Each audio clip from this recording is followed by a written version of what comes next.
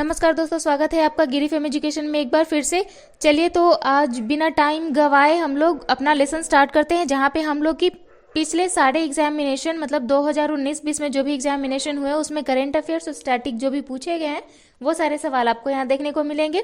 और current news आने वाले एग्जामिनेशन के लिए जो भी रिलेवेंट है वो सब हम लोग यहाँ पे कवर करने वाले हैं। चलिए शुरुआत करते हैं करंट अफेयर्स ब्रेकफास्ट के साथ। तो आज का पहला सवाल है, पीएम मोदी ने फिट इंडिया मूवमेंट किस दिन शुरू किया था? तो मोदी जी ने ये फिट इंडिया मूवमेंट शुरू किया था 29 अगस्त को, जो कि राष्ट्रीय खेल दिवस है। और राष्ट्रीय खेल दिवस हम लोग मनाते हैं ध्यानचंद जी के जन्मदिन पे। ध्यानचंद जी का जन्मदिन है ये, इसलिए हम लोग इस दिन राष्ट्रीय खेल दिवस मनाते हैं। आप ये बताओगे कि ध्यानचंद जी क्या खेलते थे? कमेंट बॉक्स में बताओगे ध्यानचंद जी कौन सा खेल खेलते थे। FIEO federation of India export organization के नए प्रेसिडेंट कौन बन गए हैं? तो ये बन गए हैं Sharad Kumar Saraf. 24th world energy congress कहाँ हुई थी? तो 24th वर्ल्ड एनर्जी कांग्रेस हुई थी अबू धाबी में। कौन से भारतीय सैंड आर्टिस्ट को पीपल्स चॉइस अवार्ड दिया गया यूएस के सैंड स्कल्पटिंग फेस्टिवल में? तो ये एक ऐसे आर्टिस्ट हैं जो सैंड के ऊपर अपनी कलाकृति को उकेरते हैं, और ये हैं भारतीय सुदर्शन पटनायक। ये इंडियन है सुदर्शन पटनायक, जिनको कि यूएस में ये पीपल चॉइस अवार्ड दिया गया है। रसिया द्वारा अंतरिक्ष भेजा जाने वाला ह्यूमनॉइड रॉबोट का क्या नाम था जो 2019 में भेजा गया था? तो 2019 में जो भेजा गया था रसिया द्वारा वो था फेडोर।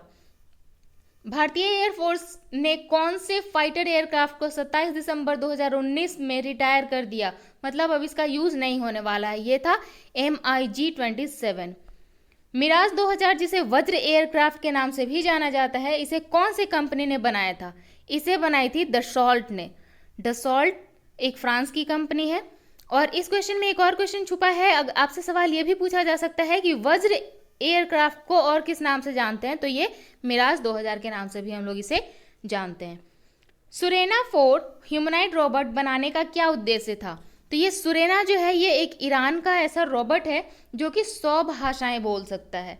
ठीक है, तो इसका पर्पस था ट्रांसलेशन के लिए। आप कोई भी लैंग्वेज बोल रहे हो और जिस लैंग्वेज में रिप्लाई चाहते हो उसके लिए ये ट्रांसलेट कर देता है आपके लिए लैंग्वेजेस को, और ये 100 भाषाएं बोल सकता है। 6th बैलन डी'ओर अवार्ड किस खिलाड़ी ने जीता 2 दिसंबर 2019 को? ये लियोनल मेस्सी ने जीता है। नई दिल्ली वर्ल्ड बुक फेयर 2020 का थीम क्या था? नई दिल्ली में वर्ल्ड बुक फेयर ऑर्गेनाइज हुआ था, इसका थीम क्या था?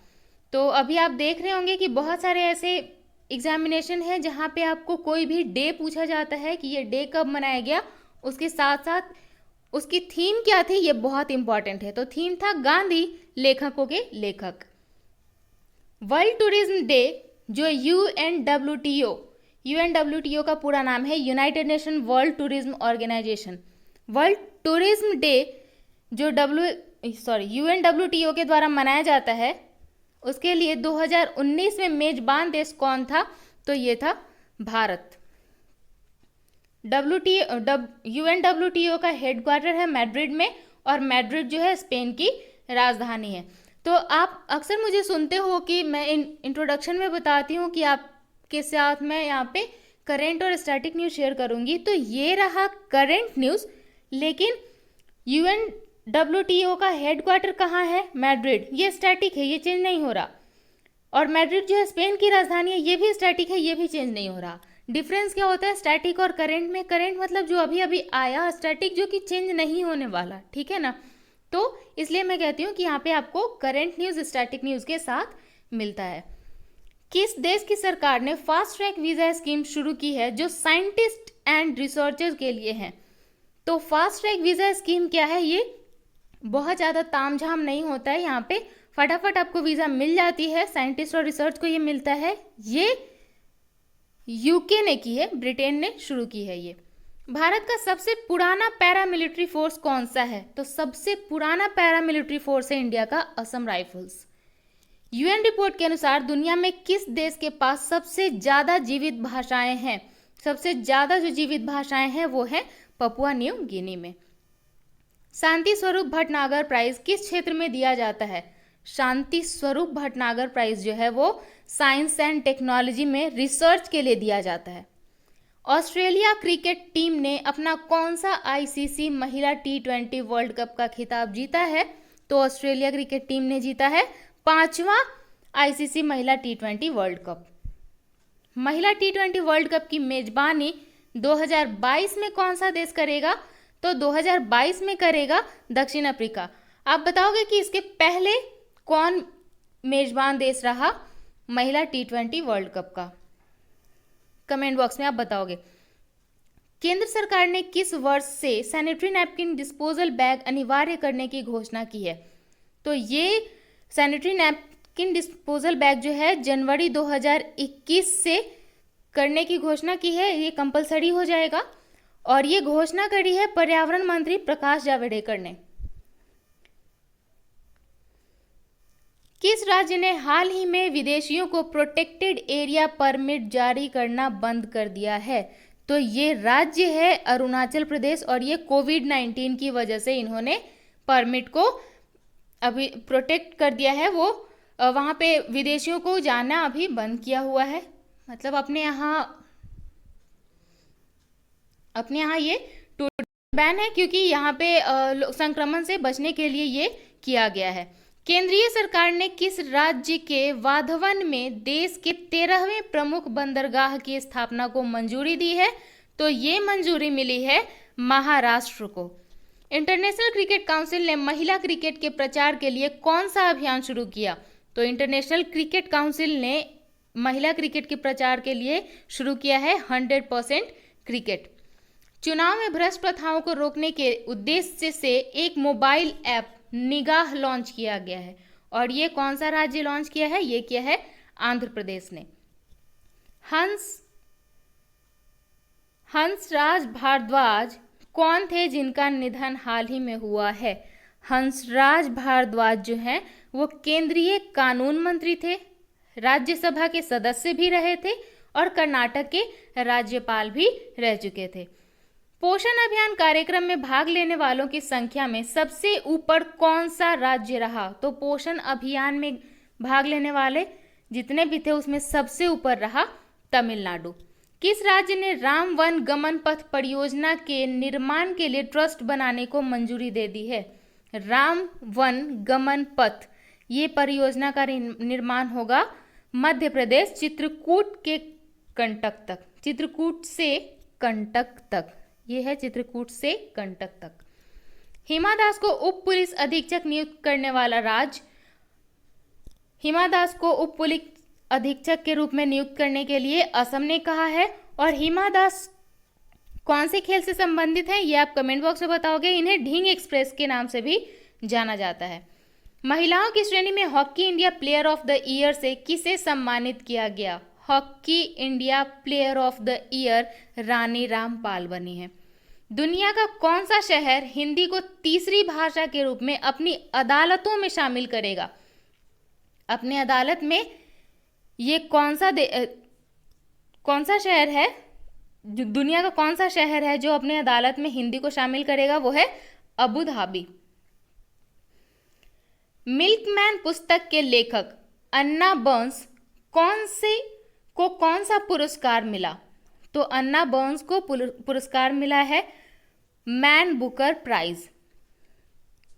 मिंजर मेला भारत के किस राज्य में लगता है? मिंजर मेला लगता है हिमाचल प्रदेश में। पेक्का लैंडमार्क किस कंपनी के सीईओ बने हैं? तो पेक्का लैंडमार्क बने हैं नोकिया के नए सीईओ।